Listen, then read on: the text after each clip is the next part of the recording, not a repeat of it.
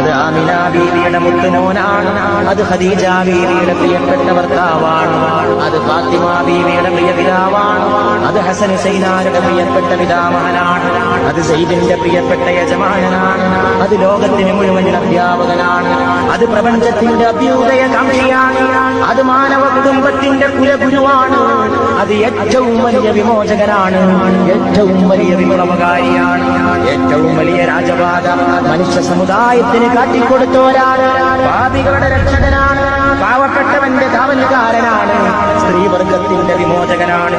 തൊഴിലാളി വർഗത്തിന്റെ ഉത്ഥാനനായകനാണ്. പ്രപഞ്ചത്തിന്റെ അനുഗ്രഹമാണ്.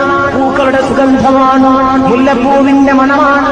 റോസിന്റെ സുഗന്ധമാണ്. മറ്റു വല്ല പൂക്കളും ഉണ്ടെങ്കിൽ എല്ലാ പൂക്കളുടെയും നിറവും മണവും കൂട്ടിച്ചേർത്ത് വെച്ച മുഹമ്മദാണ് സല്ലല്ലാഹു അലൈഹി വആലിഹി വസഹബിഹി.